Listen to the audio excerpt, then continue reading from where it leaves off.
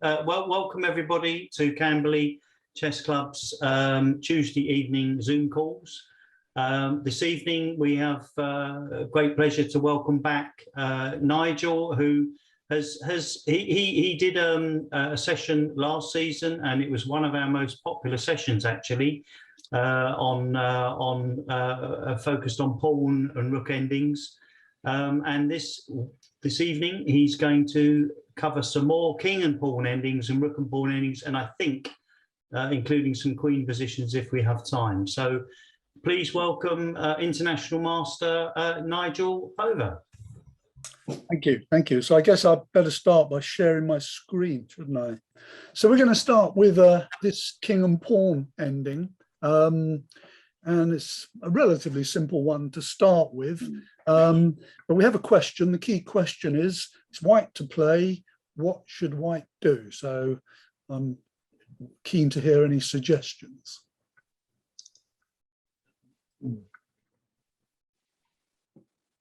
Five. Someone's counting. Yes. Always a good idea. Yes. Any thoughts?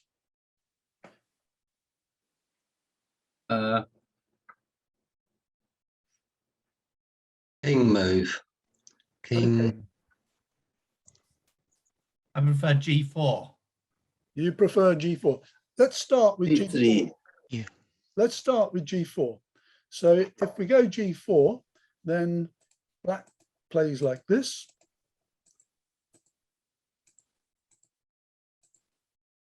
And now, after this move, position is drawn. Okay. Because there's no way white can exploit the black king position. A check on A8 is met by queen to A2, and nothing can be achieved. So the position would be drawn. So if we go back to the beginning, we can rule out G4 as the first move. So by a process of elimination, there's probably one sensible king move I would think most of you are thinking of.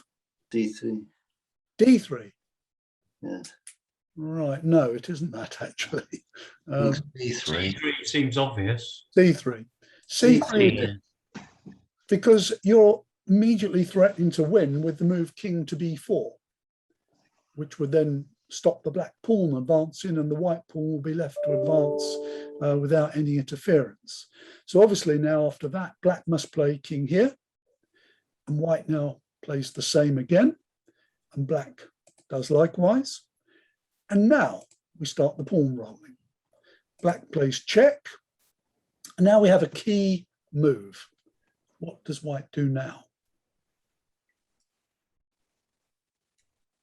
Bring the king back to C3. Yes. Okay, let's play king to C3, Yes. and play continues. King to A3. Have to do king to A3, not pawn on check, because king would go to B2, and then again it would be totally won for white. But this way, the pawn is threatening to progress. So let's assume that we do king to C2 here. What is white's threat in this position? King to B1. Correct. So black must therefore play king to A2. Now, if you do a simple count of 4 white pawn moves of the G pawn, black has 4 moves of his B pawn, including a check, and there's no way white's going to win that position. Everybody agree with that? Yes. So that would mean, in this position, white would probably go back to C3, whereupon black would go back to A3, and if you do this, you get what Zavretsky calls a pendulum. Both of the kings just going up and down, and getting nowhere. In other words, the position is drawn, and white cannot win it. So let's go back to the beginning and just quickly go through the first few moves again. So king C3 is correct. Now king here, king here, king here, pawn on, check. And now, not king C3 as was played just now, but what? King D3. Yes. Makes a huge difference, because the advance of the black B pawn now is not with check. So if we carry on, let's assume B4 is played. And in this position, white can play the simple king c2 and king b1 will follow. Game over. Oh, Sorry, was somebody? no, I just said, oh, Okay, right. Okay. exclamation mark. Absolutely. So instead of b4 in this position, the best move for black is to play king a3, still shepherding his pawn home. And now we go on with our pawn. Black goes on with his. We continue. So does black. We continue. So does black. But now what? King C2. C2. Whereupon threat is king b1. And now this move. And now queen with check. It's No, true. that's it. Game over. So it is a win. But it involves, if we go back to the starting position, this very clever idea of advancing the king. So we just quickly play through the moves. At the critical moment, playing this move. This is the move you have to see. And if you see this move, the rest is very straightforward and simple. So I think it just underlines the fact, even in simple king and pawn endings, you still have to be quite precise. So that's our first position. Now, just a quick question. sure. So is the goal here to stay one move ahead of, the black king or pawn? I mean, in general, if you have similar positions, so do we aim for like one move ahead to stay ahead of our opponent's king or pawn? I'm not quite sure I understand your question. At one point we had the king, the white king, be a move ahead, Yes, or not be in opposition, right, like this now, yes, before moving into c2. yes. So is there like a general rule that we follow, or is this just we just looking at the board and calculating what we need to do Well, on the fly? Well, it's very important to say this, that end games require precise calculation. So yes, there are general principles that will guide you, but on the whole, precise calculation is what decides the result of an end game. Okay. And Okay. it is a general principle that in a standard king and pawn position, king and pawn versus king, one of the rules is always keep your king in front of your pawn to help shepherd the pawn home through the use of the opposition. I did cover that in the session back in May. Okay. And, if you want to, you can look up the video and you'll see Okay. descriptions. Okay. But that's a somewhat different position to this. But precise calculation is definitely required. Okay. Yeah. Okay. Thank you. Thank you. Pleasure. So now, are you seeing a new position? Yes. Yes. Good. Good. Right. So this is a game between Matanovic and Botvinnik that was played, I can't remember, let me just check when. Hang on a second, I've got a detail of it here. 1969 in Belgrade. This position wasn't actually reached in the game. It's a variation that Matanovic missed, which would have actually saved the game for him. And this particular position does relate to some of the positions that I covered in the session back in May. So for those of you that attended that, this is a slight refresher of sorts, but equally there are some interesting sort of little details worth noticing. So it's white to play, and obviously white grabs that pawn. Black is obviously still ahead with his advantage on the king side. And the question here is how black continues. He can continue with either advancing his H or his F pawns. They both come to much the same thing, but let's just deal with them separately. Let's deal first of all with the F pawn advance.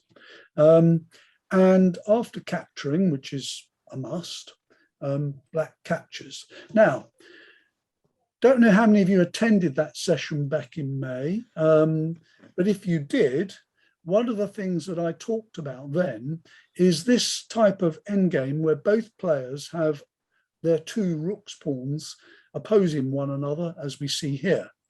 And in this particular position, this line that I've got drawn on the board from C1 up to H6 is quite a critical line, because if the white player is the one that's in difficulties here, because let's face it, black is threatened to grab the H3 pawn quickly and potentially queen his H pawn. So for white to be able to save this position, after he's lost his pawn on H3, that white king has got to grab that pawn on H5 and then get back to this square C1.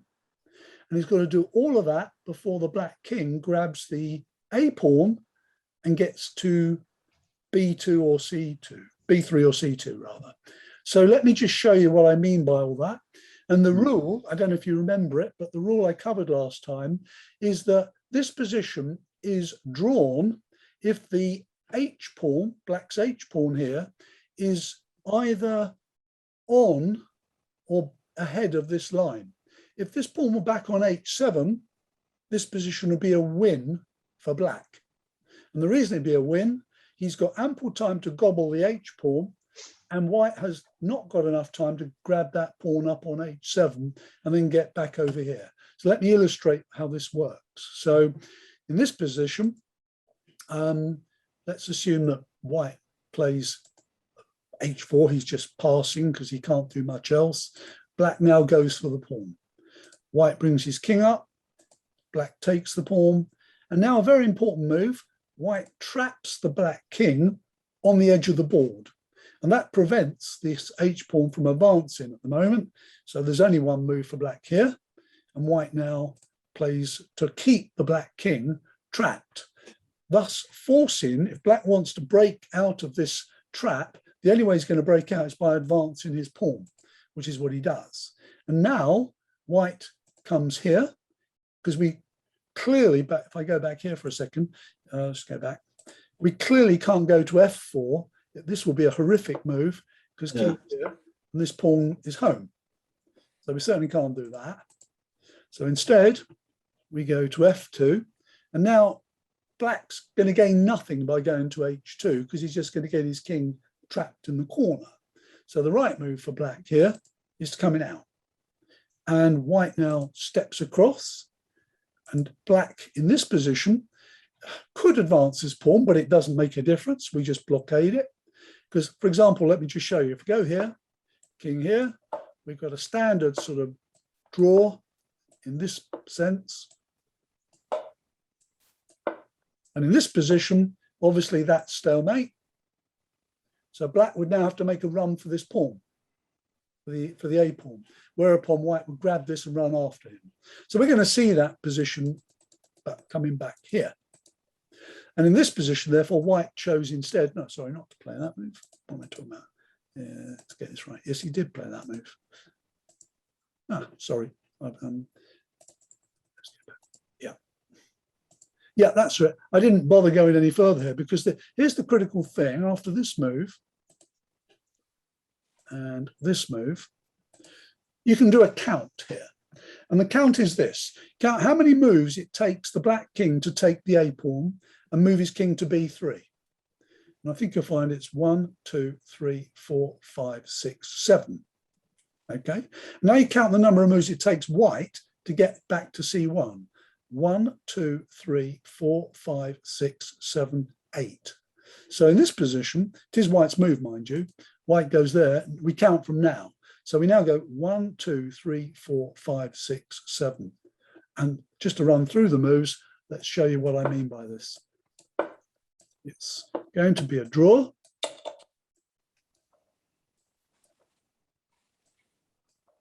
And importantly, you don't go straight along, you head for this is the key square you're heading for.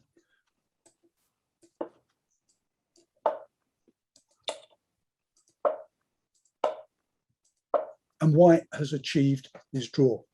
Because in this position, this king is going to get into A1. There's only one way black can stop the king getting into A1. Once it gets into A1, it's dead drawn. The only way you can stop it is going here. The trouble with that is he gets trapped. And this king's never getting out. Because if he goes here, we go here, he comes back, we go here. And if you bring the pawn up, doesn't really matter. We go here. You can go here if you like. And it's going to be a draw. Everybody agree? Yes. So just to remind you, going back to this position, just to show you the opening moves, captures, and after pawn here, pawn takes, then that would be a draw. The alternative variation is if black plays this pawn instead, but it comes to the same thing. Slightly more tricky, but similar thing. Watch. We take, he takes. Now, here's the line again. It's the same line that applies. The white king has to capture that pawn and get back to this square to achieve the draw.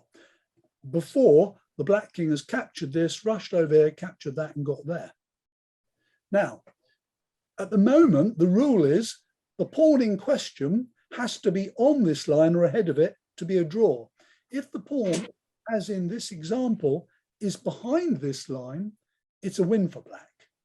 So the only way white's going to save this position is to force the advance of this pawn onto that line.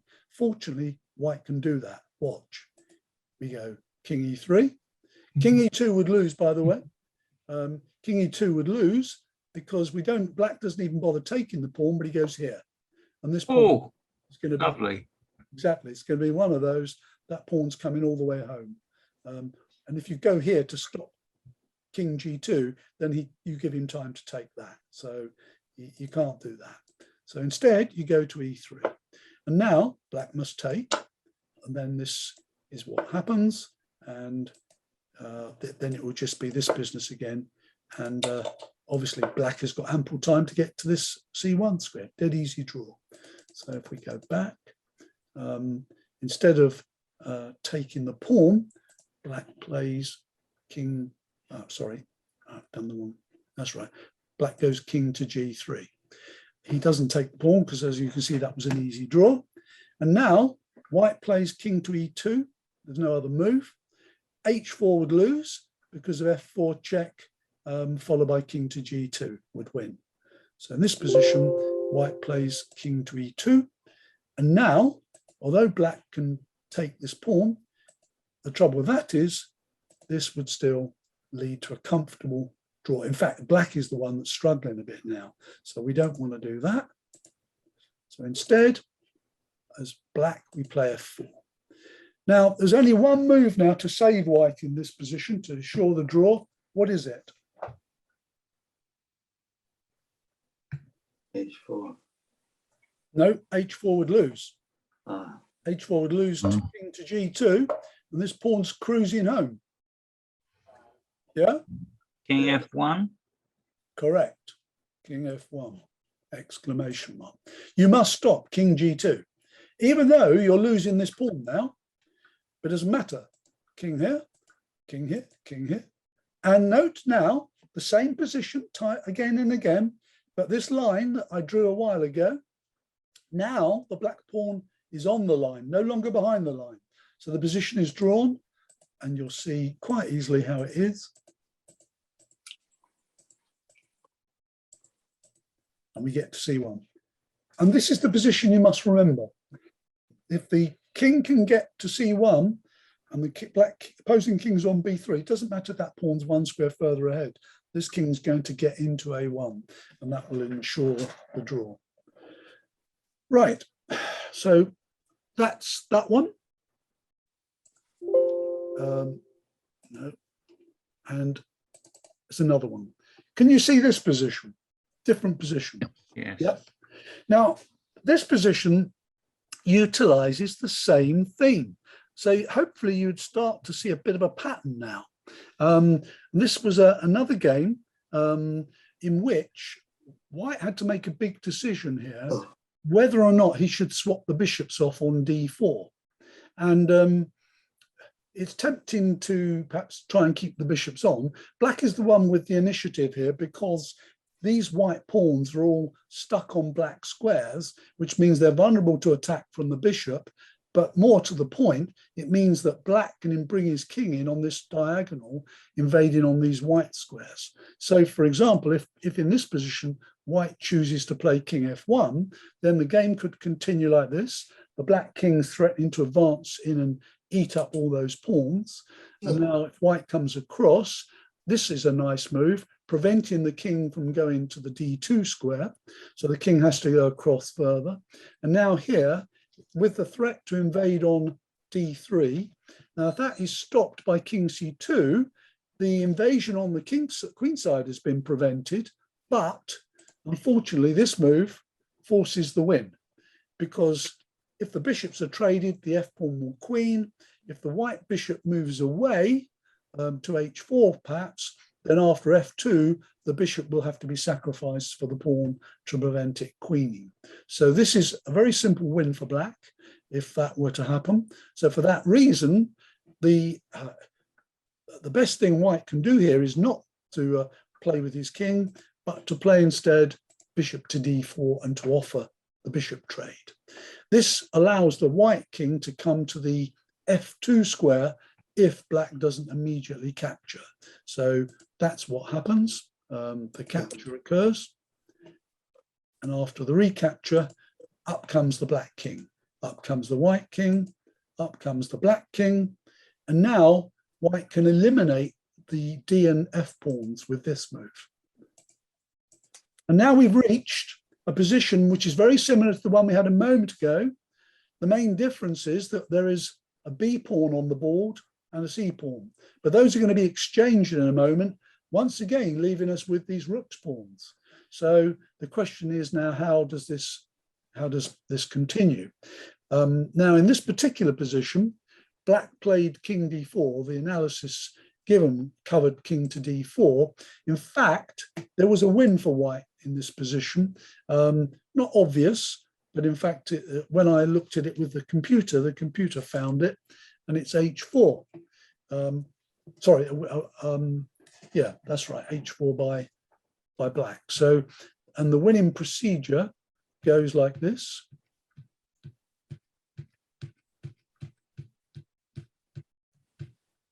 And we have here a 1 queen and pawn ending.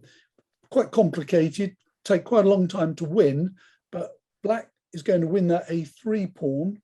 And once he's won that, because the white king is a long way away, more than likely he'll be able to shepherd his a pawn home. But I won't bore you with that. But that was part of the analysis. So, but let us just continue with what we saw. So instead of that, king d4 was the move played. And now there's one move in this position for white that will save this position. And do you know what it is? Just one move.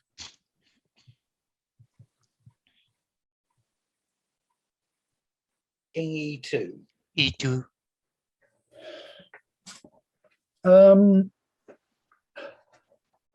No. It's King f4. no again. h4. Yes, yes.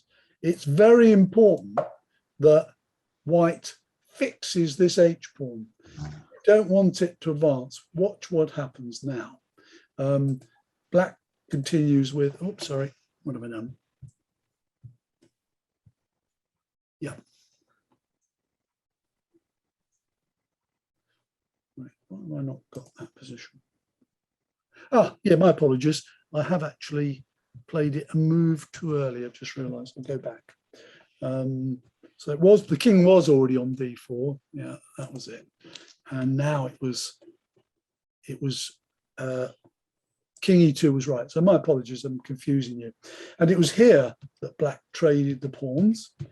And now the right move for white is this h4 move. It's essential that we get this, because now we've got the diagonal stretching this. And the point here is that when white has grabbed the a6 pawn, he's then got to get his king back to f1 to prevent black queening his h pawn. And it does work. It goes like this. Again, the black king's trapped on the edge of the board. Consequently, he's going to have to advance his pawn to break out of that position. And we then get this. And the incredible thing is, despite the white king being miles away, he still gets there in time. Once again, we've reached the same position. Obviously, it's a mirror image of the position we had before. So these are quite complicated, these positions. And, you know, it's worth being familiar with this concept. I say I covered it in May, and it's a little bit of a refresher. How many of you were there in May, by the way? So a couple of you, at least 3 of you. Do you remember it from May, this concept? Yeah, I remember the diagonal. I remember thinking, why is it that if the pawn is further back, you can be in a better position, whereas normally in endings you should push the pawns forward, and that's what I learned. Well, yeah, it depends which of the pawns you're talking about, of course, because on which side. But it's from the attacker's point of view, the pawn is going to jettison. The further back it is, the further the other guy's king has got to go to get it. And the pawn that he wants to promote, he'd be happy for that one to be over the halfway line.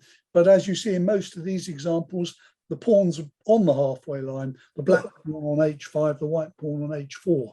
That's what Dvoretsky called the sort of standard position when the pawns face each other, as they often do, having met early in the middle game. Anyway, you'll be pleased to know that we're going to leave this rather tricky ending now and move on to another one. Right. Now this one is actually, it's similar to that last one, but not quite as tricky, you'll be pleased to hear. And I'll share with you this because it gets a bit repetitive otherwise. The best move here is far from obvious. But in fact, the best move here is unbelievably king to e2. It looks really bizarre, doesn't it? Yes. Yeah. But the reason for this is that you're going to need to get your king across to help guard your a pawn, or at least trap the black king once he's grabbed the a pawn.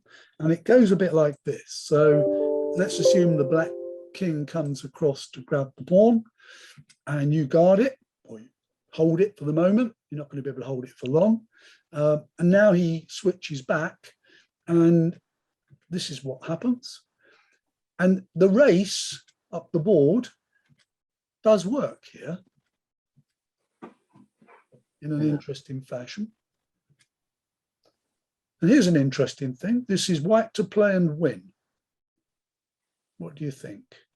There's more than one way of doing this, actually. But what do you think white's winning plan?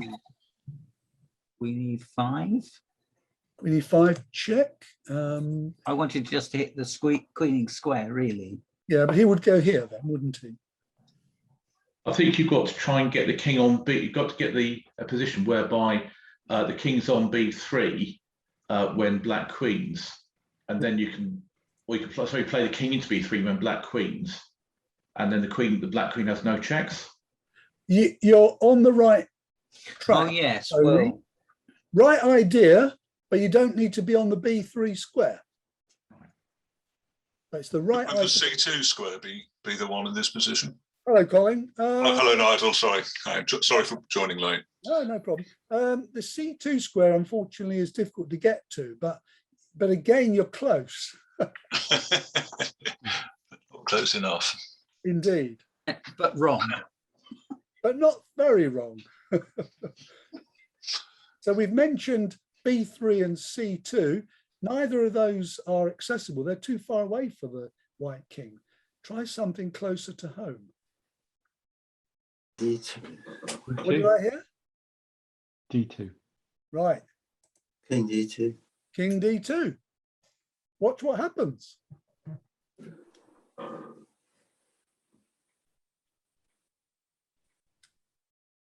Oh. It's exactly the same as your suggestion, Tony, but it's not mating him on the back rank, you're mating him on the A file. Yeah. It's the same pattern.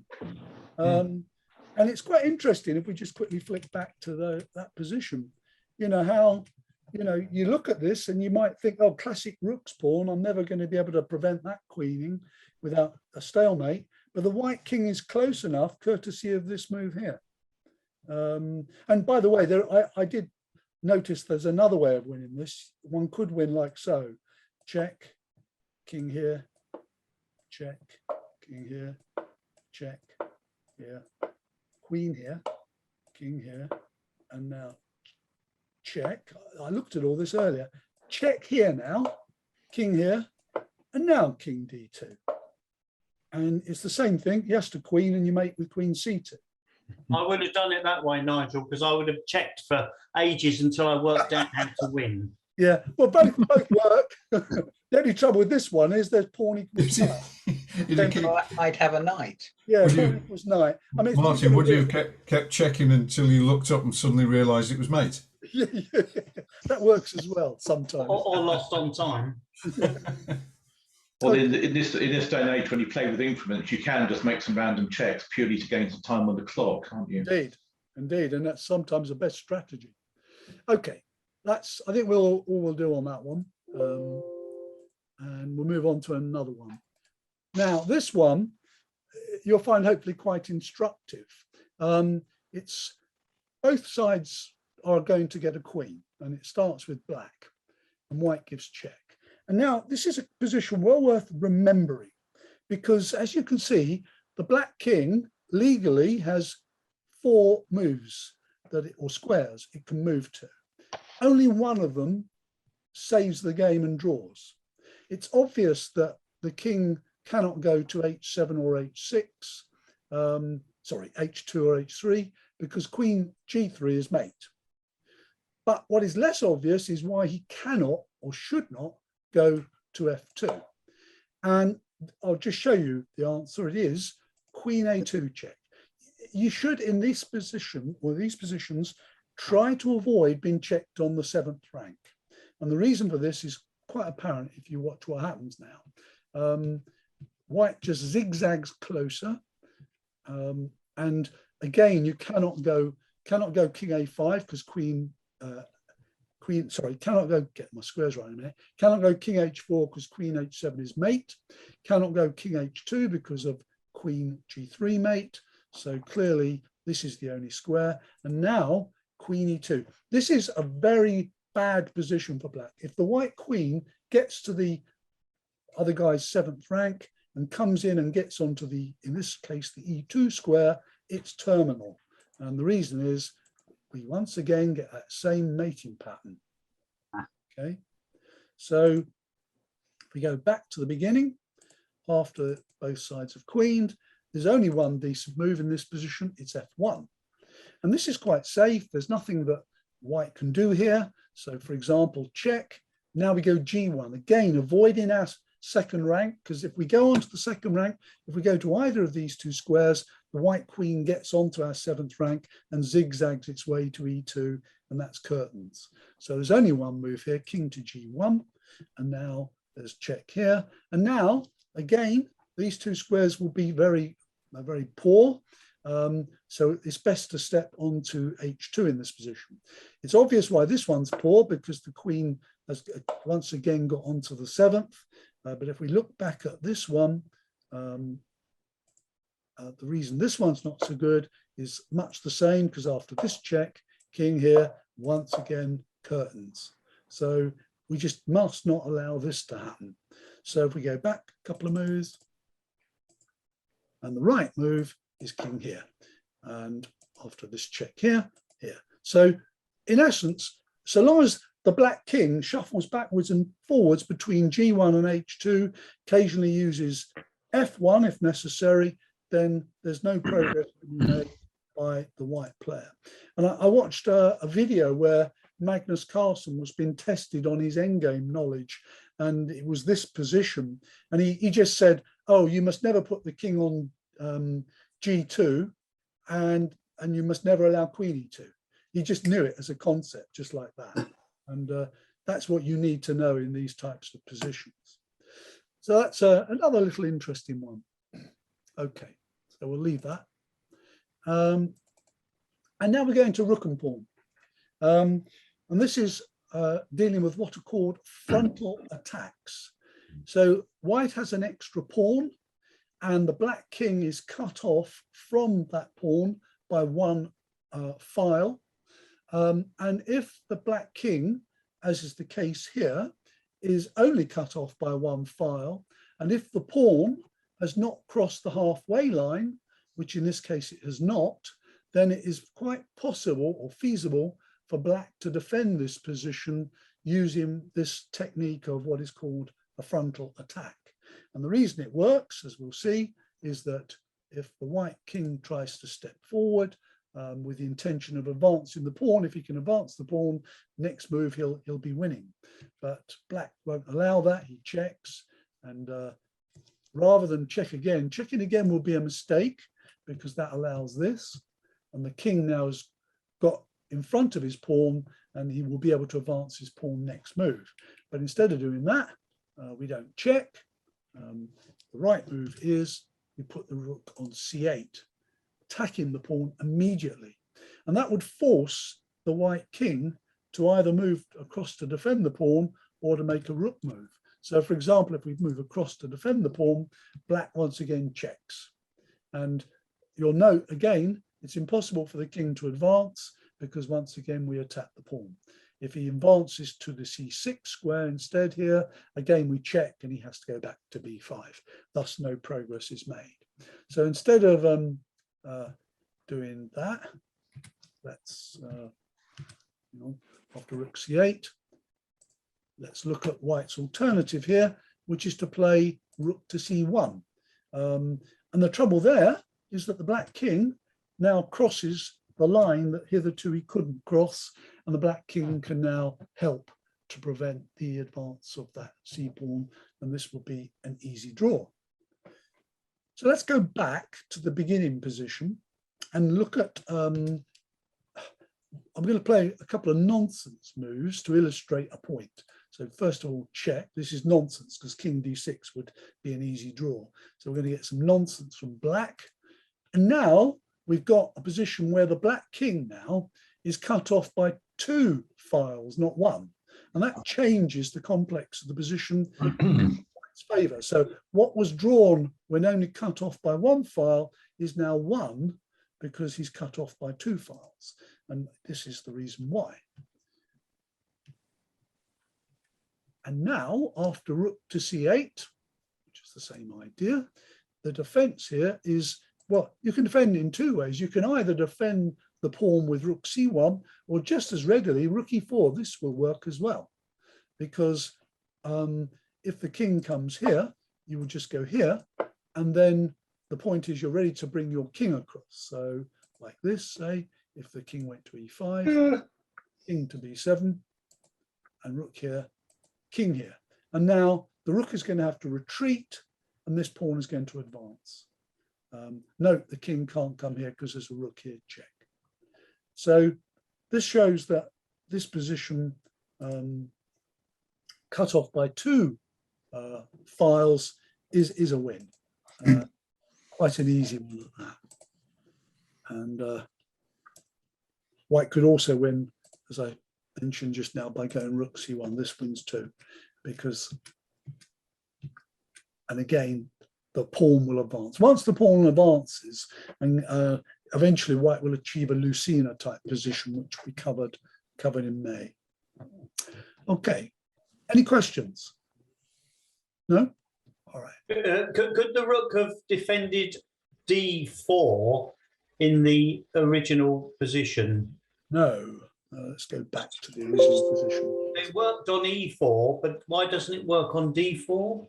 Show you. So go here. King b4. Check, king here. Rook c8. And now if rook d4 here. Yeah. Let's do it. Shut that window. Yeah, if you go rook d4 here, problem you've got is the king forces a decision from the rook. And that rook really has got to go over here. Yeah. And then the king is across. Once the king gets to d6, you're never going to queen, because the black king will get to in the path of the pawn, and then the rook will go active. Okay, I understand. That's the reason. Whereas if we went back to when the rook was on e4, if I can remember that one, it was that wasn't here, was it? It was this nonsense.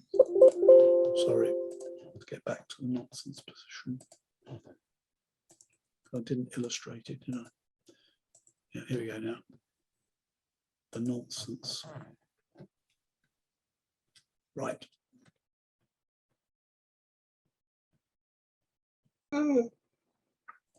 Right, and now if rook e4, the point about this move now, similar thing, is that white goes here, and the king is too far away, and if he hits the rook again, white's got this extra move, and now after this, white is away. Like if this, this, and now the rook's going to move, we get this. Now this pawn's going to move forward next move. Okay. Okay. Again, you don't need to remember all this, but what you do need to do is just look at these positions, spend a little bit of time familiarizing yourself with the concepts. It's knowledge of the concepts that will then mean at the board, you can think, what are the themes or ideas here? And that hopefully will help. Let's close that one. And we move on to another frontal attack, very similar to the last one, but with a key difference that the black king is trapped on the A file, and that actually affords white extra resources in terms of creating mating threats. So let's just look at, for example, what happens here. Up comes the king, check, up comes the king, check, and white can even now step to c6 immediately and threaten mate, so that he's going to be able to advance the pawn next move. And that concept, if we go back to the beginning, applies even if we put the black king on a different square. So let's look at this situation where it's black to move and white comes out, and we get the same idea. And now in this case, that's curtains. Mate and the loss of rook, will occur. And in the final one, what's this one? Oh, no, we just did that one, apologies. It's that one, I think. It's the top one. It's the top one, thank you. Going mad. Right, here we go. Yeah, so we just lose some time here with the rook. And let's say he goes here, and then we go like this. And cut. And the reason for the rook b1 is we're trying to lose time. We want to maintain maximum distance. So if the king goes here, now in this position, good move for white is what? What do you think? d5? d5 it is. Yeah, because the pawn is immune. Because rook takes is met by king to c4. And that, game over. So that's just another version of the frontal attack with similar sort of themes to the one we saw before. Okay. Now we've got an interesting rook and pawn position here where the white pawn is very nearly queening. At the moment, the black rook is checking the king, and it would help the black rook if he had more checking distance, i.e. he was on a7 rather than c7. And the other critical thing here is that it would help the black cause if the black king were on h7 and not h8. And you'll see why now. It's quite an interesting little example of this. So white goes here and black checks. And white comes away to avoid the checks. And now black can either check, whereupon we force the rook here. And now white has a good move. What do you think it is?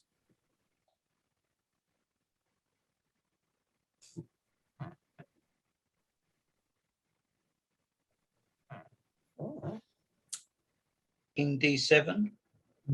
No, I mean that's not a bad move, but there's a very simple winning move here. Is it rook e1? It is rook e1. Yep. Oh, for goodness. Oh. I mean, it's astonishing sometimes how, you think, oh, my pawn's looking all lonely over there on f7, totally abandoned. But that's why, as I said, the king would rather be h7 than h8. because the threat of rook e8 here check is most embarrassing. And obviously black can't move his king off the back rank because rook e8 wins, and he can't move his rook off the back rank because rook e8 wins, or the pawn queens. So, you know, there's hardly a decent move to be played, and that would be the end of matter. So if we go back, that was rook c5 check. Instead of rook c5, let's say black puts his rook on the back rank, which is a more sensible move. Now white, the key to this position, the winning move in this position, is not at all obvious. And Colin, I'll be impressed if you get this. Impressed if anyone gets it. That's a challenge. Yeah. I'm going to go rook g2 then, just because it seems like a silly move. No, I'm afraid it's not. Right. Good try, though. Rook c1. Well, that would be an interesting try. I don't know quite what black might do against that. Just maybe go to a8. Yeah, probably a8, I would say. And I'm not sure you've achieved a lot. No, not making any progress, are we? No. No. It's quite a clever move. Not obvious at all. So, shall I give it to you? Yeah. King f6. Sorry? I was going to say king f6, but no. No. It is this move, rook to g6. And the whole point of this move is that the rook is going to shield the king in a moment from checks on this 6th rank. And you'll see how it goes. So black hits the rook, and the rook comes, and this is another very useful move. A move that was suggested just now, rook c1, to which I said, well, rook a8 will be the answer. But the difference here is that this winning of a tempo here is essential, because white can play king f6 next move, denying black the chance to play king g7. So here the tempo gain is quite essential. So, and here we've got now the winning motif. The white king on f6 can't be disturbed because of the rook being on the 6th rank. And white's winning plan is so simple. It's rook to e6 followed by rook to e8. And there's nothing black can do to prevent that. So if we just go back to the beginning of this position, it's just interesting to recap. So here we go. Black checks. We come away from the pawn to try and threaten the rook if he checks us again. He goes back to the back rank. And now this very clever move. I think, to be honest, I would probably miss this move most times. So if any of you missed it as well, you have no embarrassment. I think it's very difficult to see a move like this. But you've got to see the concept again of using the rook to shield your king from checks, from classic checks from the side on the 6th rank to shield the king. And it's a beautiful example of how that concept works. This is a lovely move too, gaining that vital tempo to ensure that you can keep the king away from g7. And now it's all over. And the astonishing thing is it only took about 5 moves from the starting position to reach what is quite a simple win, which I'm sure any of you would be able to win from this position. So let's move on again. And now we come to a very famous position. How many of you here have heard of the Vancouver defense? No. Yeah. Yeah. No. Yep. Someone said yes. Yes. Well done. Yeah. I had this position when I was arbitering a Surrey Congress, and we reached this position, and I didn't know. I didn't know the theory. However, I went away and I think I took the right decision by chance, but because there was a 10.2 claim, not in exactly this position, but what is a 10.2 claim for those that don't know? Like Nigel. The claim was the position couldn't be won. Yeah. I see. Oh, is that all? Yeah. That was Right. Okay. Well, anyway, as a result of that, I went and looked it up and discovered the Vancouver position. Right. Well, this position always used to be thought a win for white until Vancouver, who I think was he Argentinian? I can't remember. I think he might have been. In 1924, demonstrated that black can draw this position. But it's worth me drawing a little line on the board, which I'm going to do now. And the line, goes like this. And the relevance of that line is that if the white king is on or over that line, the position is 1 for white. If the white king is behind the line, as he is in this position, it's a draw. Now that line is not at all obvious. It's not like a nice straight line, is it? And again, you probably need to get hold of a book on endings and study the Vancouver position to understand it, but I will give you a little bit of a feel for it now. But that's the line to remember. And what's perverse about it, or relevant about it, I should say, it's about how quickly the king can get to this B6 square. And from here, it can get there from E4, it goes 1, 2, it's there in 3 moves. It's there in 3 moves from E5. It's much closer in the case of D6. And from C2, it's 1, 2, 3, 4 moves. But the difference from the C2 square is that white will gain a tempo at some point on the black rook, which has to stay on the A file. And I'll be able to illustrate that to you in just a second. So in this position, it is black to play, and he can draw this, and I'll show you the Vancouver defense. And it is based upon playing this move, check. And the idea is very simple once you've seen it. King comes up, and the key move is this. So what black has done is he's swapped an attack on that A pawn from behind for attack on that A pawn from the side. But it is essential that the black rook is on this F file, because the black rook needs the support of his king, so he can't be harassed, and he needs to be able to move up and down from F7 to F6 to F5. And I should have said, if I go back to the beginning, of course, that in this position, if white ever advances his pawn to A7, this is a dead draw, so long as the black king remains on G7 or an H7, or the black king is on B7, C7, B6, C6. So in this position, the pawn moved to A7 would guarantee a draw. And the whole point of this position is that by leaving the pawn on A6, the white king is hoping to get into A7 and have shelter from checks from behind.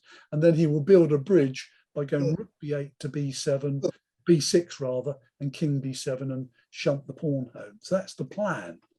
But as I say, black doesn't allow that plan by playing this sequence of moves. Check, king here, rook F6.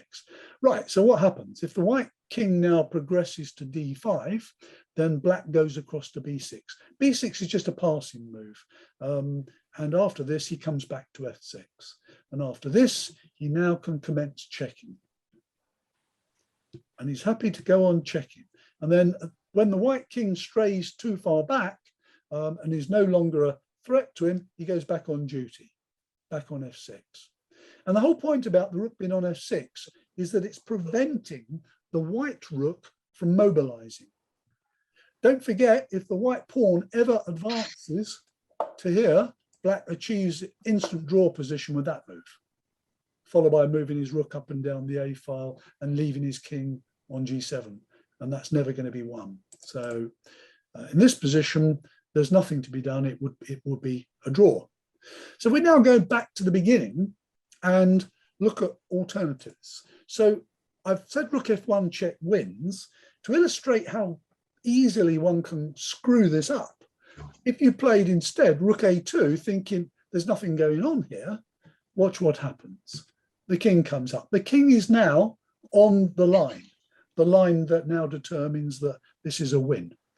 And now black he plays the logical move. Let's try and put the king advancing. But that doesn't last long. Watch. And now we go here. Oh, sorry. Let's just if we shunt up and down the A file, the king is going to make his way up to A7, and we don't want that. Can you all see how that is going to be terminal? Is that obvious to you all? Let me show you in case you're not sure. Okay, I'll just close that. So for example, if he goes here, and just sits around doing nothing, he might check, but it doesn't matter. The whole point is white just wins very easily, like so. And the next move, and the pawn just goes home. See, quite simple. So, and even if the rook came across here and tried to check from the side, the pawn would advance and the king would come in here. There's always ways of hiding the king. So for that reason, none of that works. So with this rook A2 move again, pawn move, off we go again. Whoops, sorry, rook A5, king here. And now, as staying behind the pawn and allowing the king advance doesn't work, let's stay on the 5th rank. But now this happens, rook check. This is a key plan. And if you're playing this as white, this is a clever move you need to remember. Because after the king comes up, you never want to put the king in the back row. Yes. So say the king goes to G6, you play rook B7. Yes. And this is a key move because now black has to go here and you advance. And now black brings his king over and so does white. But now there's no way that black can prevent the king trotting into B8. Even if he gives check, it makes no difference because the king goes here. And you've got to go back on duty and the king goes round. And once he gets to B8, it's game over. Yeah? Yeah. So these, there's more to it than this, but I'm conscious of the fact it's quite demanding this, and I've got other positions to show you. So I'll leave you to have a look at this at your leisure. But do check it out because it's a useful resource either for trying to win these endings if you're the guy with the extra pawn, or in trying to save them if you're the one that's a pawn behind. Am I right in thinking, Nigel, that in this Vancouver position, or that the idea is to stay behind the pawn until it moves to the 6th and then swing out to the F file and start defending from the side? In essence, yes, Steve. As we saw at the very beginning, if you did that too early, if you swung the rook over to the F file too early, then that would be fatal for black, would it? No. What you mean when the pawns say on A5? Yes. I don't know that it would be fatal, but I don't think it's necessarily. Black have to time. Well, I suppose what I'm asking is, does black have to time that switch from defending from behind to defending from the side? I think he probably does, because the other thing to bear in mind that it's the position of the black king here. The black king is on G7 and H7, and it's on those squares because the moment that pawn goes to A7, that king can't be mid-board because then a check will happen and the pawn will promote. So with the pawn on A6 and the threat of immediate A7 means this black king is kind of stranded over here. If you leave the white pawn back on A5 and try and bring the white king over, you give the black king a chance to come over as well, because he's in no danger. So the point is that, therefore, from a defender's point of view, staying behind the A pawn until it's A6 is the sensible thing to do, and only then to switch to F6. Right. And I've shown you. And I don't think white is likely to gain a lot by leaving the A pawn back on A5. Yes.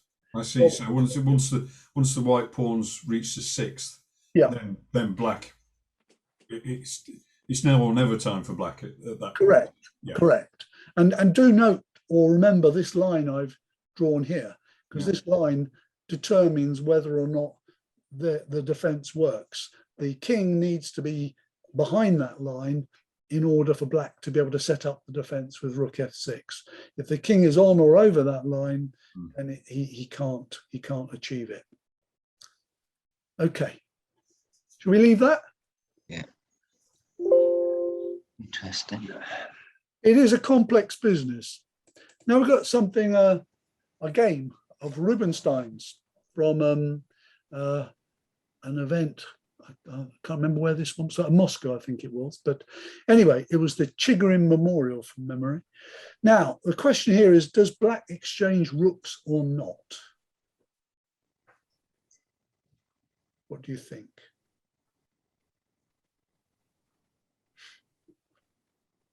Yeah, why not? He's got a better pawn structure. Indeed, he has. And rook takes is the move that he played. So a quick view or assessment. You're right, Paul. Black has obviously got the better pawn structure. So what should black do here? Move the king up. Where? Gang up on the H pawn. Go for the H pawn, yes? Is that the general view? I'm sure it's not. But Yep. Well, it's the most obvious weakness, isn't it? So let's look what happens. I'm sure I speak for myself when I say that. I imagine you're not just speaking for yourself, actually, James. I think quite a few people would probably agree with you. As ever. Watch, this is very simple. And now you can see the black king has invaded the white position and tied the white king down on G1. But obviously there's lots of pawn moves that can happen. So what does black do now? 5. Sorry? E5. E5. Good move. And it's the right move because it hinders F4. And now it doesn't really matter what white does. Let's see what, there's a number of moves, but let's assume white passes with king H1 and black fixes the pawns on the queen side. It makes no difference if white tried to do something over there. There's nothing he can do. The pawns will get fixed sooner or later. And now this happens. Now in this position, white tries to complicate matters a tad, but it doesn't make any difference.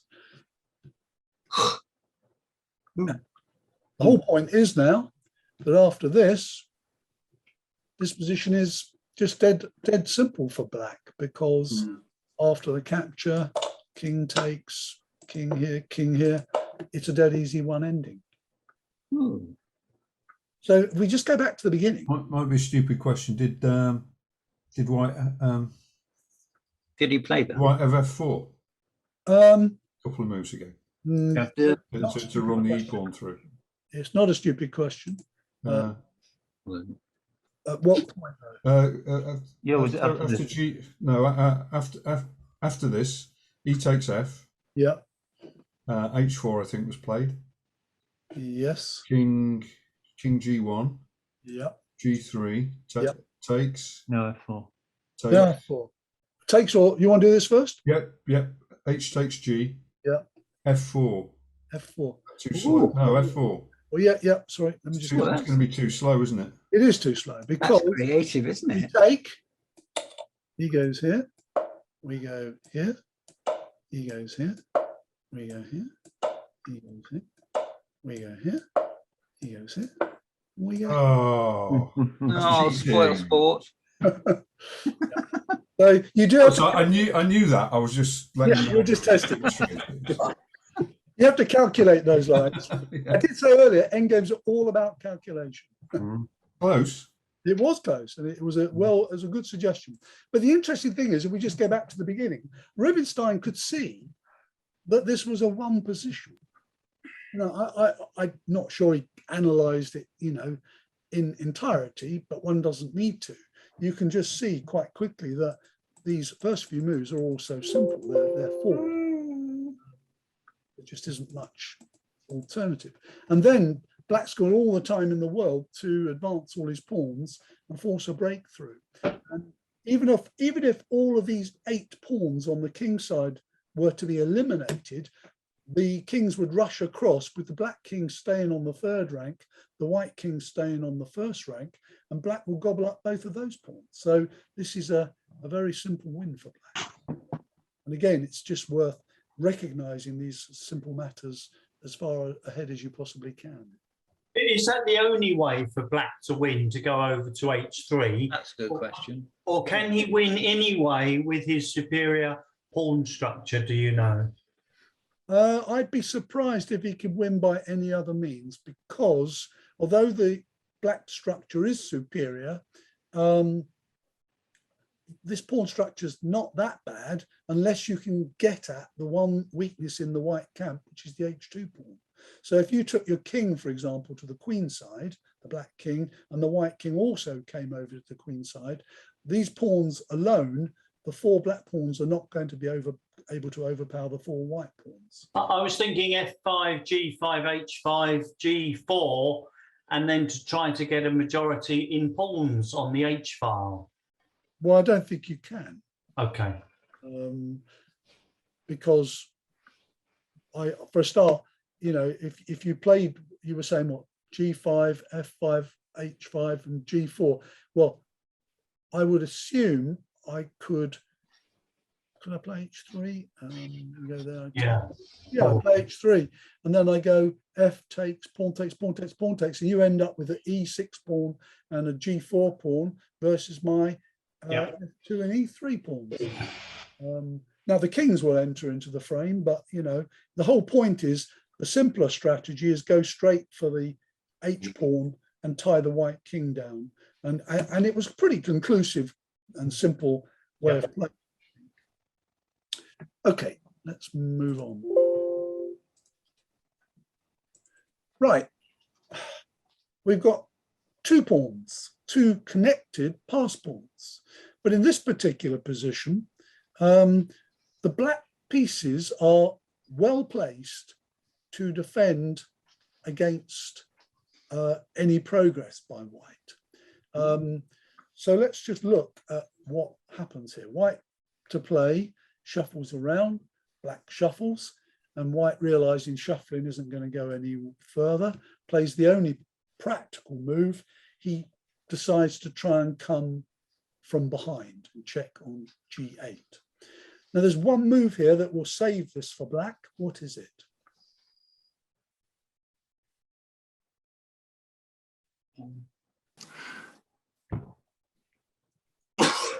Well, maybe not one, maybe I'm being a bit unfair, but h7? I don't think you want to backpedal voluntarily. The king is ideally placed on g6. I think the next move ought to be this check. Yeah. Because it makes sense to force the king to desert the g pawn. So let's assume he does that. But this is where you have to find the right move for black. Rook h4. Rook h4, interesting. Is that the move? Or is that a move, I should say?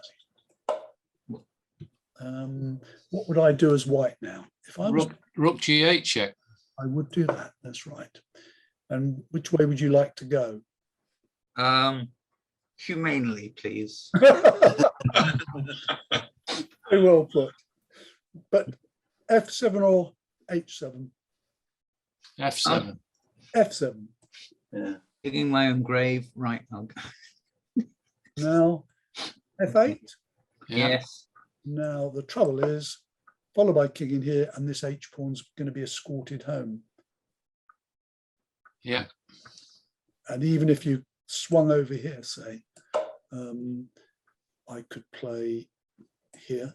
And if you check me, I come into this nice safe. Oh, Yes. Now I'm going to go on and swing my rook over here, and it's all over.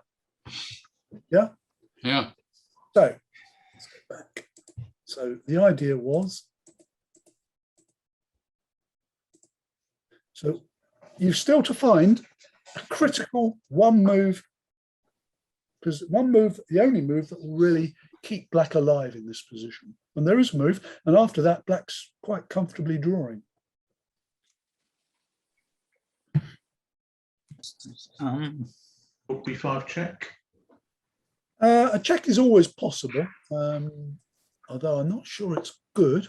I just put the rook in the way. I mean, We could. That is yes. that is the The problem. pawns are self-supporting. Yeah, and that is the problem. And now, you know, I can bring my king up and use my rook. I could even, I wasn't sure, that's why I hesitated, Paul. I could even play this one first and block with the rook on that square. Yep. Comes to the same thing. The check doesn't really achieve anything, I'm afraid. It looks good, but it doesn't achieve anything. What is White's plan here in very simple terms? You infiltrate with his king, so perhaps it's rook b1, isn't it? No. It's not just infiltrate with his king. It's he wants to promote a pawn, doesn't he? Yeah. So, and which of those two pawns is more the more worrying one? H pawn. Exactly. So we need a move that's going to kind of ensure that pawn ain't going anywhere. Is it rook b7 then? Yes. Mm. Yes. And previously, you'll remember somebody suggested h4, and that didn't work out very well because g8 check, b7, and now watch what happens. If rook g8 check, the key difference now is after king here, rook g7 check is not possible. So rook b7 not only prevents the advance of the h pawn, but it also prevents that rook g7 check. Now after a rook move, black just puts his king back and says to white, what are you going to do? You know, if you want to play rook g8 check king, we can repeat moves. If you go here, I'll check you. Then I'll go back here. And we're now more or less back in the starting position. So if rook here, for example, black just goes here again. This is the key move. Oh, yes, that's right. Because this check, oh, no, sorry, you play this check first. That's better. Always do the check first to leave the pawn alone, and then do rook b7, and that holds this position. There's no progress to be made. Can everyone see that? So it's another useful little technique. It's quite surprising in that position, just taking a glance at it, anyone would say White's going to win easily. Yeah, you would. But the reason it's not the case is because the black pieces are optimally placed. The king on g6 is perfectly placed, and the rook, the black rook, has been checking from the side, and when it's not checking the king, this second rank rook defense is an effective way of preventing white from forcing the black king out into an awkward position. So we've got another one of these that's slightly different. Let's have a look. Close that. And so this time, same idea. This time though, the white pawns are it's the G pawn that's further forward. The black king is trapped on the back rank, generally something you should wish to avoid. Nonetheless, this position is still not easy for white to win. It looks like it should be. And it's white's turn to move. What do you think white should play?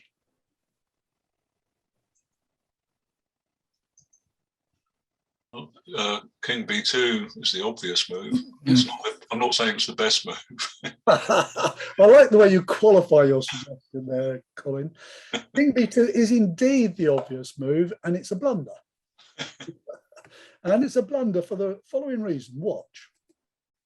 Black's defensive plan here is to stay behind the G and H pawns, and at the same time to prevent the white king from advancing up the board. So he stays on his third rank and just shuffles back and forth. And watch what happens. And now he goes here. And now when the white king comes across, say, right, you now can no longer stay behind the G and H pawns. So black has to swing across. And now white says, great, at last I can activate my rook. However, the key move now is this. And the problem for white is he can't advance the H pawn because rook g5 check, winning the g6 pawn. Oh,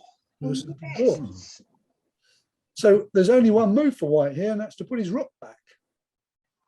And if that is No, I stopped here. But if he puts the rook back, black puts the rook back and says to white, okay, how are you going to progress here? So, And he can't. But why go over to G2? Why not? What do you have to do though? Well, what else can you do? Exactly. Go back here. Okay, you can come to, well, you can shuffle around in the back rank, and I'll say, right, I'll trap you. Even No, come to F2. hang on. When? Now? Oh, well, no, sorry. In the previous position, He was at F2, yeah. you went to B2, and then you moved over to F2. Then where does the rook go? The rook stays on H3. So it's black. It's white's move. Okay, so isn't there something better? Oh, okay, you're going to lose the H pawn now, aren't you? Yeah, Exactly. Yeah. I wanted to move the rook now, but that doesn't work either. Yeah, okay. So here's the thing, guys. Let's go back to the beginning. There is a winning move here for white. Wow. It's King A2, double exclamation mark. It's all about Zugzwang. Look, watch. Same idea. Let's go with rook H3, same plan. And now we go to F2 when the rook cannot now go to G3. So when now black comes across to A3, this time the right rook can come, well, it doesn't matter where he comes, but he comes here to give himself shelter. Now, after rook up to here, the pawn advances because the king is on F2, not G2. Oh, wow.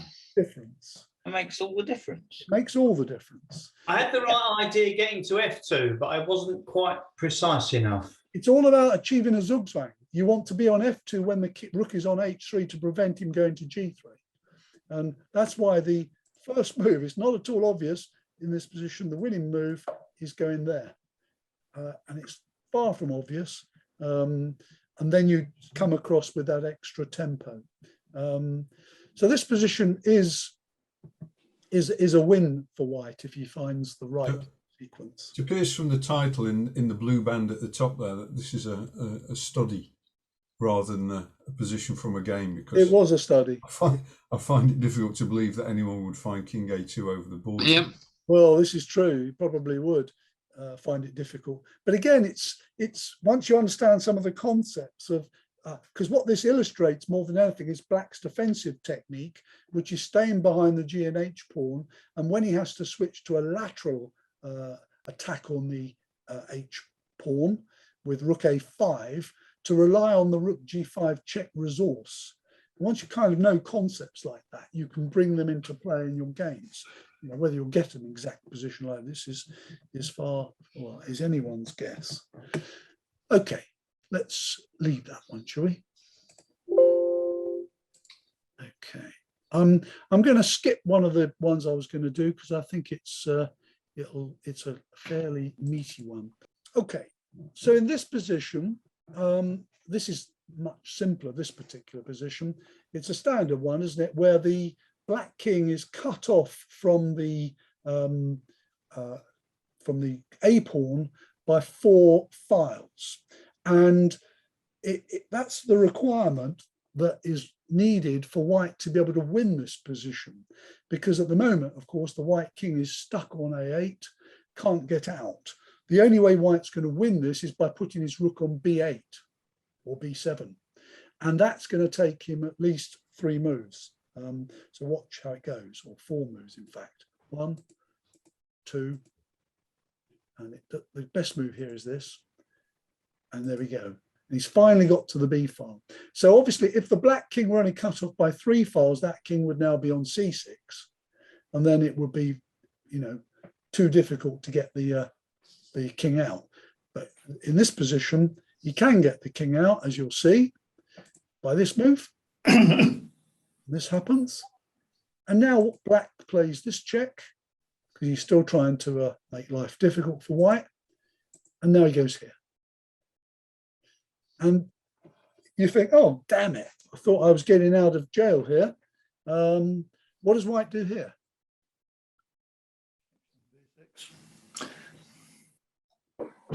E8. Sorry? E8. King to E8. Yes. If you go King E8, he goes, I'm going to remind myself of this. What is it now? King E6. Is it King E6? Oh, I got this one here. No, I haven't. I think it is King E6. Yeah. I was just thinking about the check, but that doesn't work. King comes out. So King E6. Yeah.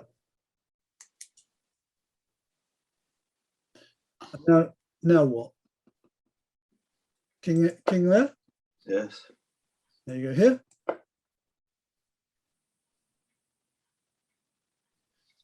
Now you can't queen because you get mated. If you get a check here, the king comes back. I mean, that's a possible line, but it doesn't work. And the key thing here is, you all know this trick, don't you? If king goes here, you play check. King here, check. You got that. You got a perpetual. Yeah. And when the king goes back, you go there. Okay. Now, if he tries to play this, yeah, check. Yeah. Yeah. I mean, what else? This is a reasonable move. Yeah. This works. And I'm assuming, am I going to be all right here? Should be. No, white wins. Does he? Yes. King there, takes. Yeah, he does, doesn't he? I must have missed something there. But I can't tell you what it is from memory. But I do know that is King E8 doesn't work. Exactly why it doesn't. Let us go back to the position. In that last position, can the pawn queen, but then black start checking on H7? Does the king get anywhere to go if you check on H7? Sorry, what position are we talking about? Was it the King E8? Like close to the end of that last line that you put on the board. This was the one we did. When you concluded that you'd miscalculated and overlooked something, when the king's marched over this line. Yeah. So we got to go here. Yeah. What are you suggesting?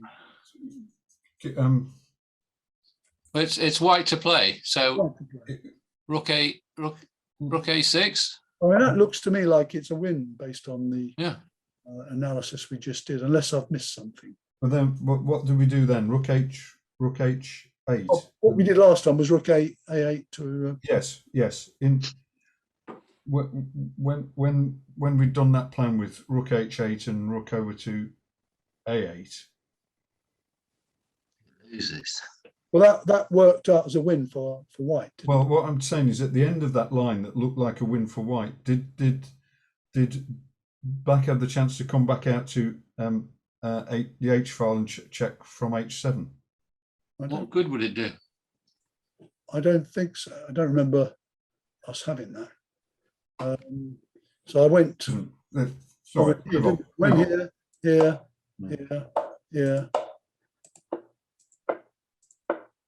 What you mean, like this? And then King B5.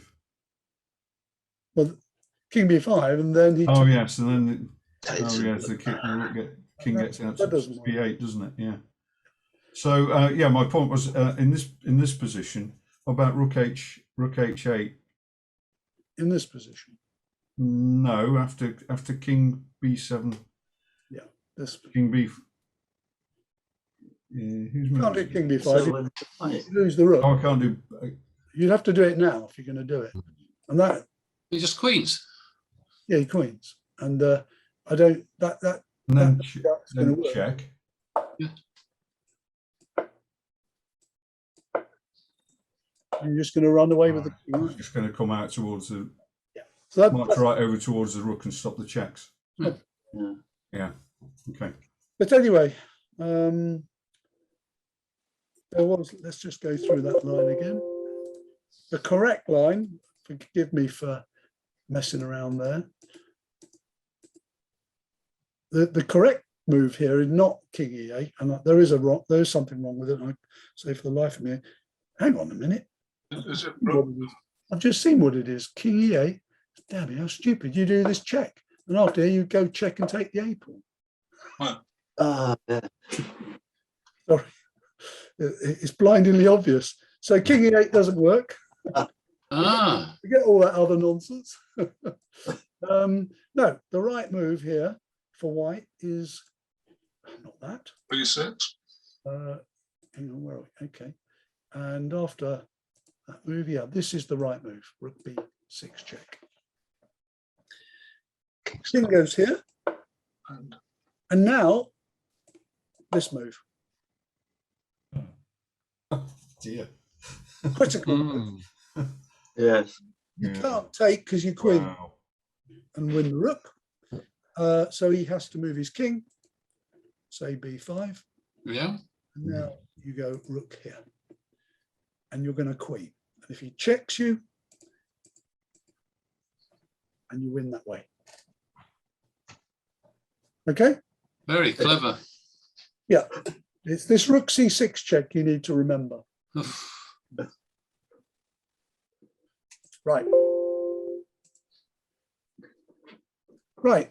Now we get another interesting rook and pawn position, one where both players have got 3 pawns on the king side, but we've again got this outside pass pawn on the A file.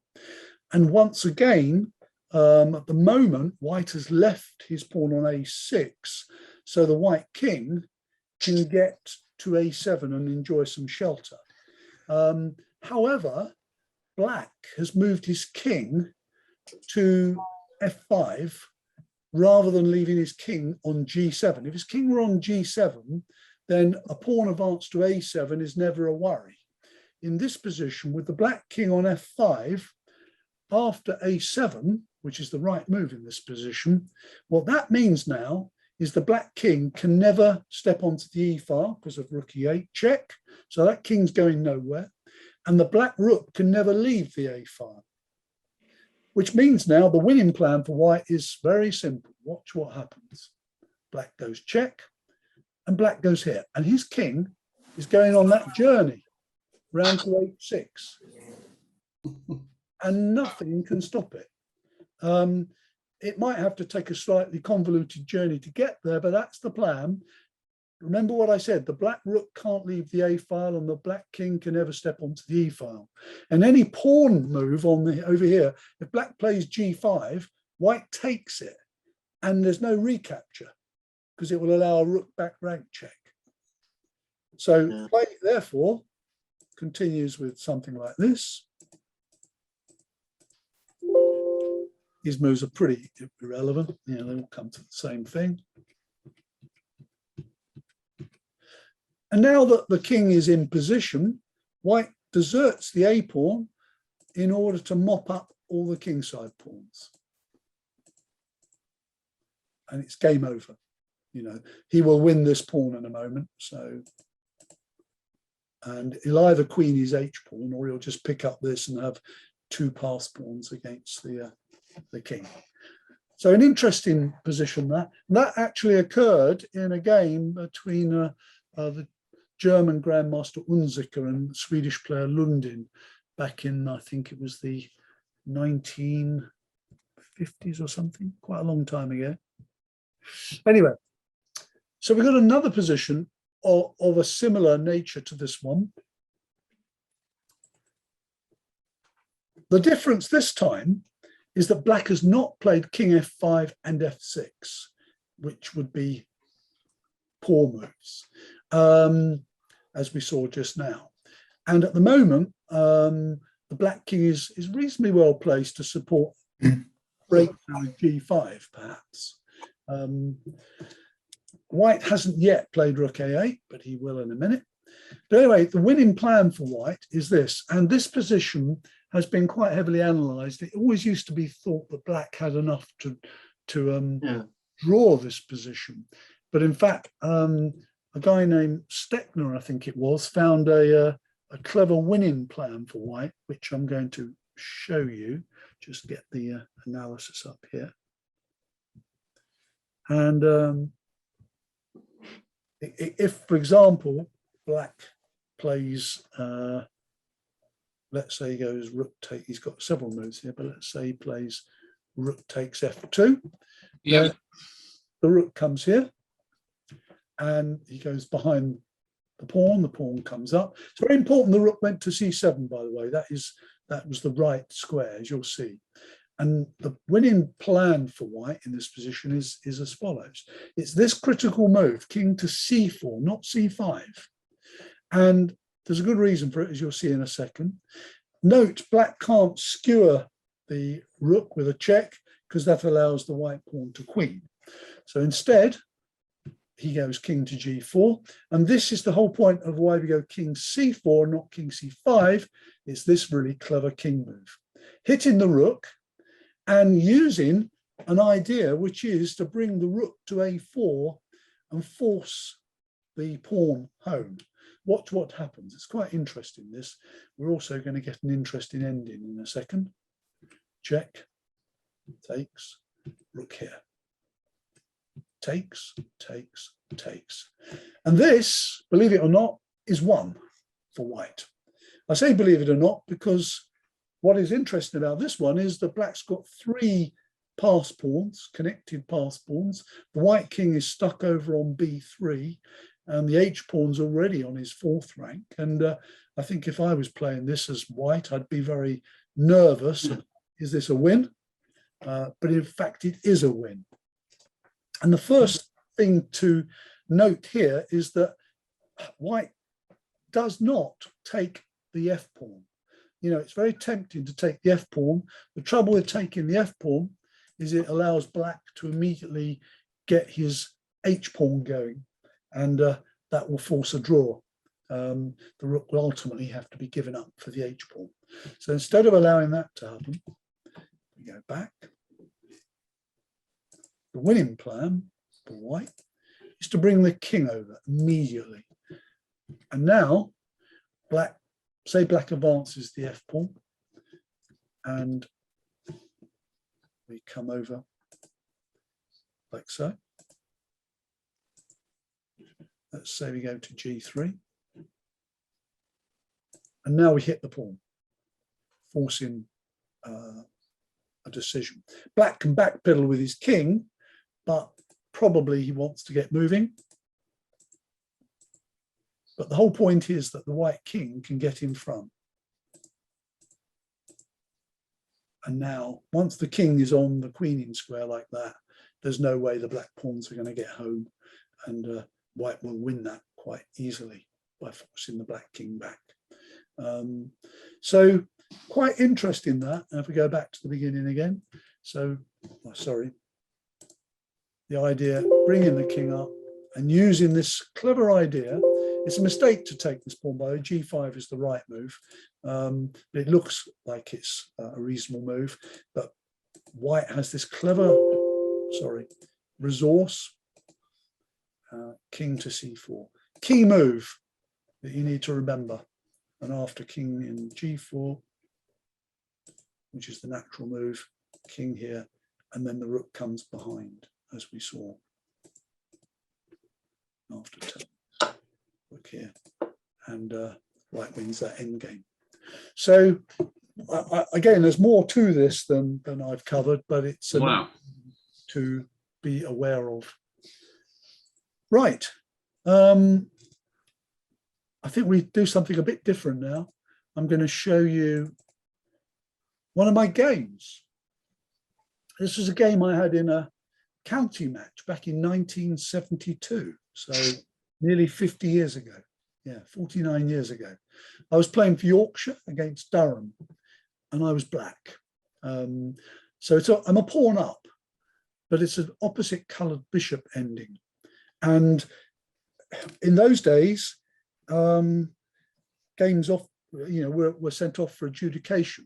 We've played about 50, 60 moves, I think it is. I can quickly look it up here. Hang on a second, and I'll tell you. Yeah, in this position, it's white to move, and he played his 59th move, and he played king to g1. And believe it or not, that was a losing move. if he played king e1 or bishop c3, the position is dead drawn. But after this move, king to g1, the position is lost. Now, it wasn't obvious to him or me at the time, but I think we had to seal a move around here, or sorry, not seal a move. We called time for adjudication, and I played this move, I'm pretty sure, and then I think the 60th move he did that, and I did that, and it was here I think that the position was stopped. And I realised when we looked at it, because obviously in those days there was no computers, so it was a question of, you know, you look at it briefly with your opponent and hope he might agree that he's not going to bother to send it off for adjudication. And playing for Yorkshire at the time is a well-known name from the past, Brian Ely. Of course, a name we don't talk about much these days, if you remember him, but he was British champion, or had been. And he was pretty convinced that I wasn't going to get any more than a draw from this, but I thought otherwise. And what's interesting about this, and I did afterwards go home and analyse it on my own, I say, without a computer, and I found a totally forced winning line in this position, but I knew full well it was going to come back from the adjudicator as a draw, and it did. And I then sent off my appeal analysis, and I'm going to show you the appeal analysis. Can any of you see why this might be a win for Black? The white bishop has to defend two pawns. Yeah. If you threaten the H pawn, yes, then you can always play C3 at some stage. Correct. You've got C and B pawns. Exactly.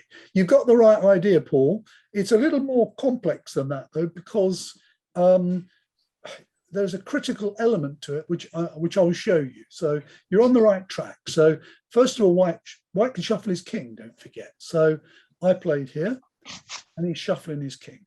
I went here, and he guards his pawn. And now the key move, the key plan here is this: trapping the white king, sorry. He now has to go here, and I now went here. And now he can't move his bishop, because he either loses the H pawn or he allows C3. So he's got to move with the king. But here's the key idea: Zugzwang. This is the key point. The one thing that white had that saved him, or he thought was saving him, was he had the option of just passing with his king.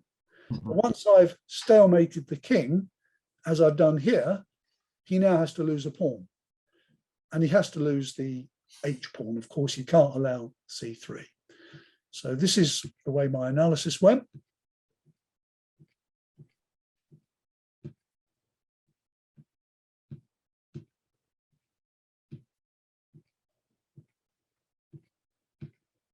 And now he can't go king G3 because king G1 sees the pawn queen. So he's got to again move the bishop. And now it's clearly won now. Black has got two pass pawns, and the king can move to E2 and D2 and all sorts of things. It's an easy win. But it's the interesting thing. So if you go back to that original position, on the face of it, it looks like it's going to be a draw. And had he not put his king in the corner, it would have been a draw. But he quite, you know, at the time we all thought it was quite an innocent move. But the idea of trapping that king in the corner and zugzagging him was the motif that won the game for me, and I won it on appeal. One of the nicest endings I've played. I was quite pleased to find it, because as I say, when you put this position on in the computer, it gives it as a win instantly, even now. But back in those days, you know, it was a long line of analysis to prove the win, and but the computer sees it in a flash. So king E1 instead of king G1 is fine for white. Yeah, correct? absolutely. And there's no way after king E1 that you know, I can exploit because he's always got pass moves with his king. In fact, now that you've shown, it didn't seem obvious, but now that you've shown what you've shown, it seems rather obvious, doesn't it, that the king should go there. Yeah. And if the king ever moves off F3 anywhere, then you've got D2, etc. Yeah, well, you don't even need D2, because the point is, in this position, the bishop will be, let's say the black king sits on h3, the bishop sits there, this king's got plenty of room to shuffle. The black king can't attack f2 and h4 simultaneously, meaning the white king can leave f2 unguarded. But when the king was stuck on g1, he was forced to move his bishop. That's what cost him the game. I can't reach a position with the king on e1 where I can force him to move the bishop. You'll always have the king move. So that's the key. Very good. Lovely ending. Yeah, very Thank nice. Beautiful. Thank you. Right, a couple more to look at. Just shut that. And so this is another bishop and pawn ending. Sorry, Nigel. Can I just ask a question? Can you remember who was doing the appeal? Would you have known that? No, I didn't know. They never told you who adjudications went away to. Okay. Just curious. Yeah.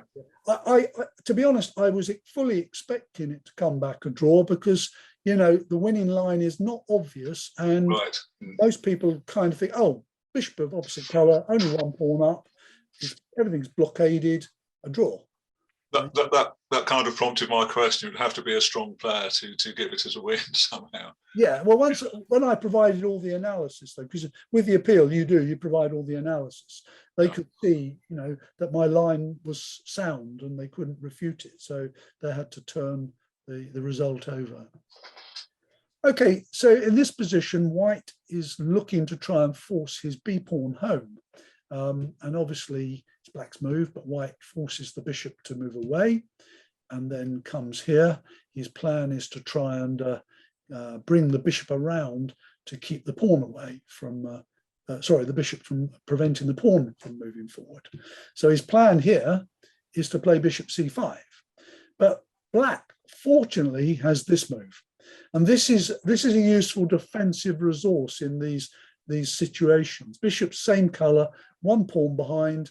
But if you get to this position, I'm pretty sure I read somewhere that this is kind of called like grabbing the tail of the position, because that pawn is kind of hanging back, and you are preventing the bishop from coming to this square here.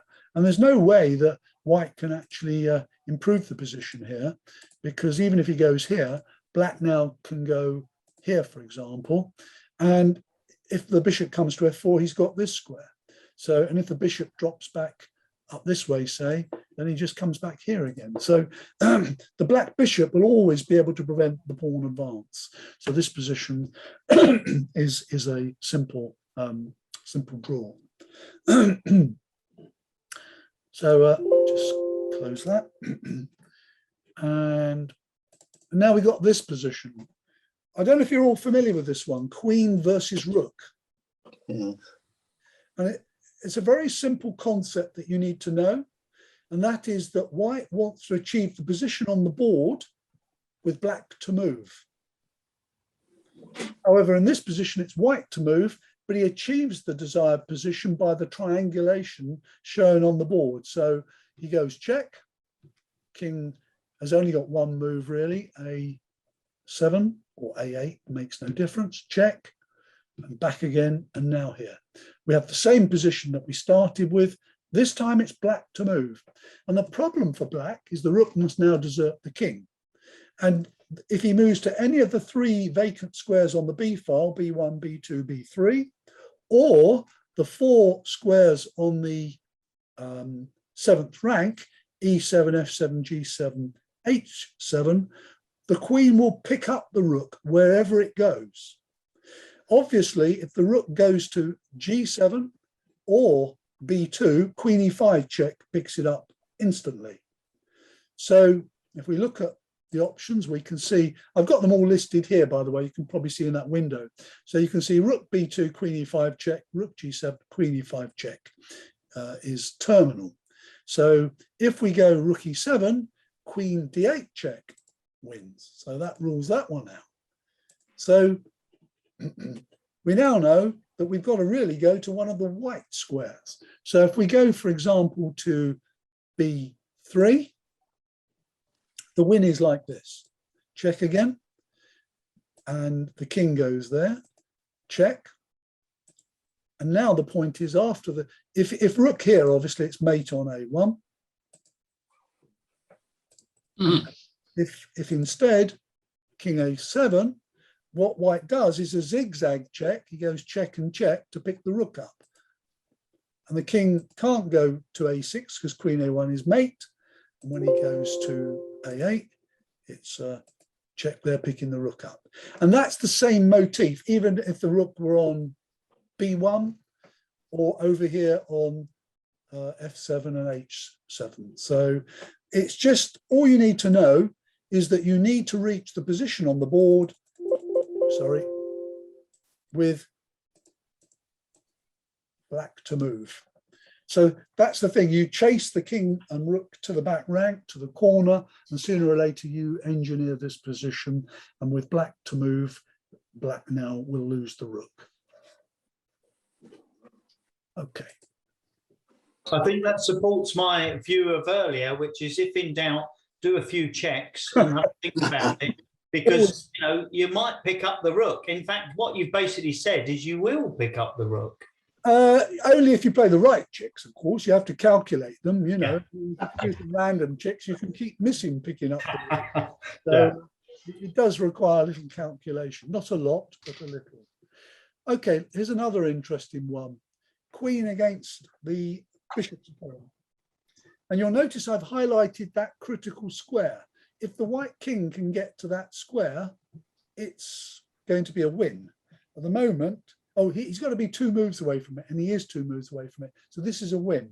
And it's a win because the black king is on the wrong side of the bishop pawn. One would much prefer it if the king were on the other side, so where he could get into the corner for stalemate purposes. So watch what happens. Check. King moves away.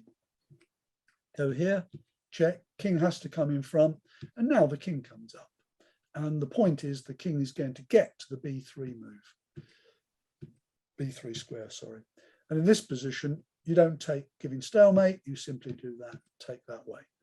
And if we go back and say the king were to go here instead, then you go here. Oh. Standard motif, okay? One that we've seen before. Common theme. Now, if we look at the starting position, and I'm just going to play a couple of nonsense moves again, just to reach a different position. Right. Now, the white king in this starting position is way away from b3. However, that white king is only 2 squares away from e2. So this offers the same idea. You saw this earlier. So let's look what happens. The first thing is a check to prevent the king getting to the right side, i.e. over to a1. Note that the king cannot go to c3 here, because obviously queen to c1 gives white all the time in the world to bring his king over. So that won't work. So instead, king d1, and now check, king here, check here, and after king c1 here, this is a nice move, which prevents the king getting to the right side, i.e. king b1, forces the king back out the other way, d1, to which now white cheekily plays king f3. Yeah. Have a queen if you like. It makes no difference.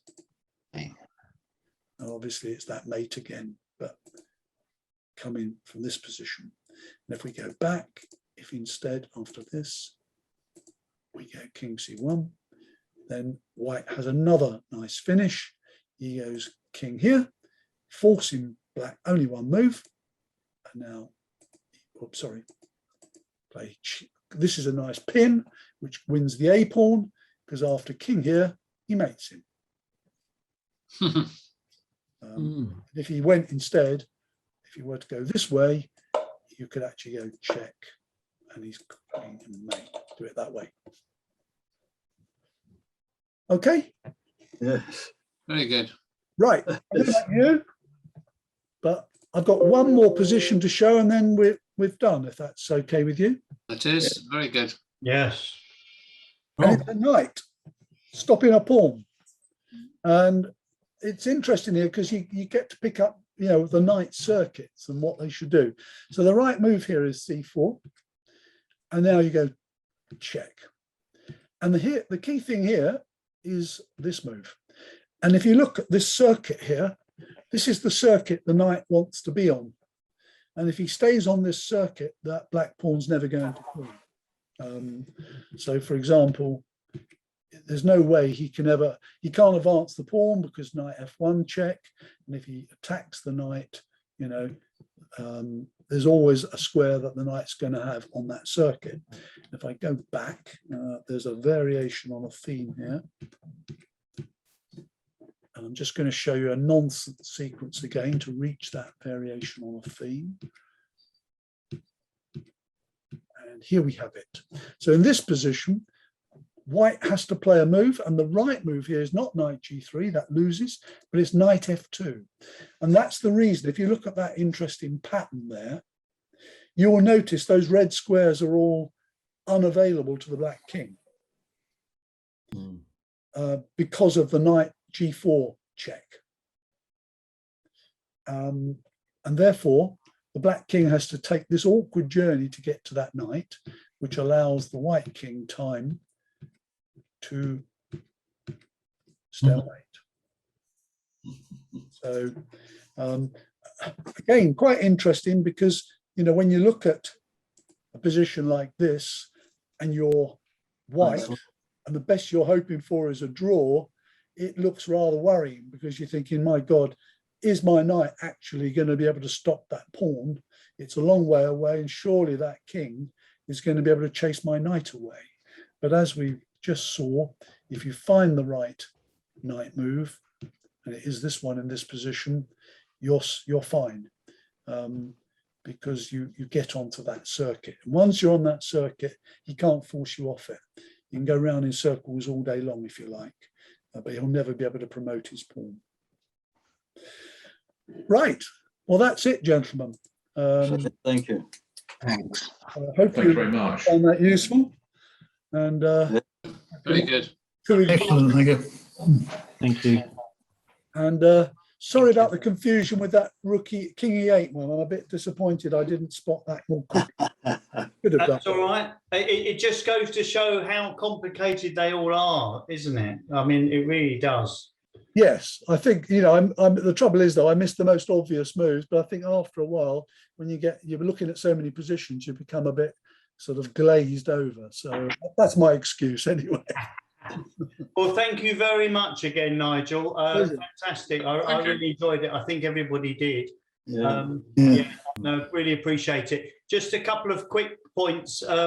We've got this in 2 days' time. We've got our first over the board proper meeting at our original home location, Camberley Baptist Church, Camberley, Thursday 7:30 over the board. So anyone in the area, please just come and join us.